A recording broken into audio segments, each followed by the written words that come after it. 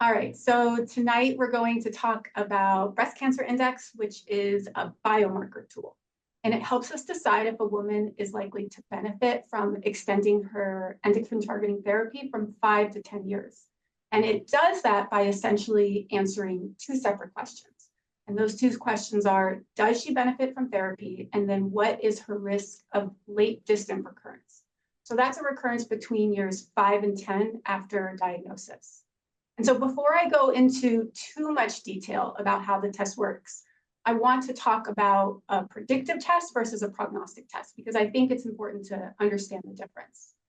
So in medicine, when we think about a prognostic test, those are tests that give us information about risk or the likelihood of an event happening. So for example, the likelihood that a woman develops breast cancer in her lifetime, or in this case, the likelihood that our patient has a breast cancer recurrence. That's a prognostic test. A predictive test is different. A predictive test gives us information about the likely benefit from some kind of intervention or treatment that we do. And so breast cancer index is both. They put both of them together. And so focusing first on the left side of the screen, the predictive component of the test. This is the part of the test that is ultimately answering that question. Does my patient benefit from therapy? And it's a yes or no answer. And they do that by looking at two separate genes. And these genes are used to create a ratio, which is used to create a biomarker. And if that ratio value is high, then the answer is yes, the patient is likely to benefit. And if that ratio value is low, then the answer is no, they're not likely to benefit. And if I think about what this represents inside the cancer cell, it's an estrogen signaling pathway.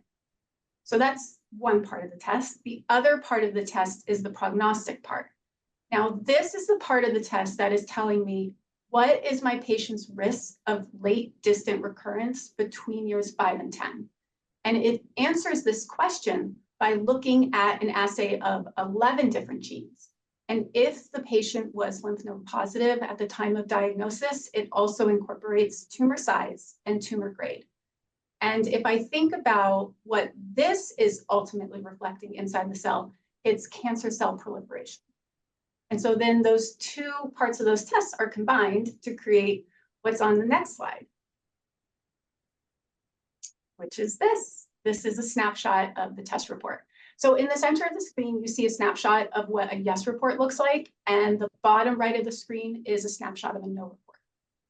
And so starting with the yes report, you can see that that predictive value was high, that biomarker was high.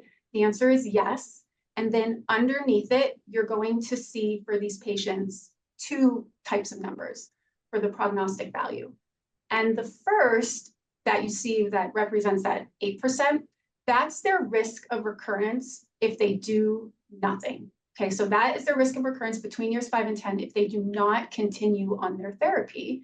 And then those values that you see right next to it, that 2.6 to 3.4, that is the patient's risk of recurrence between years 5 and 10 if they continue on their endocrine targeting therapy, whatever it is, an AI or tamoxifen. And so the difference between these two sets of values, the 8% versus the roughly 3%, represents a 65% relative risk reduction. So that's the yes report. The bottom right of the screen is what the no report looks like. So that biomarker was low. The result is no, they are not likely to benefit from extension therapy. And then below it, you're going to see that one number for the prognostic value.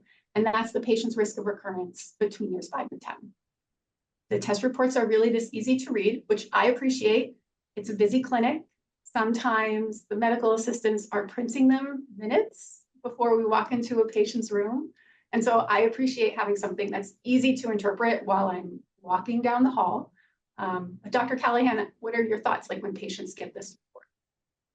Yeah, I mean, I think that this report, it's very, very clear. Sometimes we have to go over it a few times, right? Because you have the yes, and then you can say, okay, at 5 years, your risk in this case would be 8%, but if you extended it, it would be closer to 3%. And they understand that, but with a no, that sometimes takes a little more time because it's 8%. I still get the question, well, then what would happen if I extended therapy? I'm like, We just talked about that.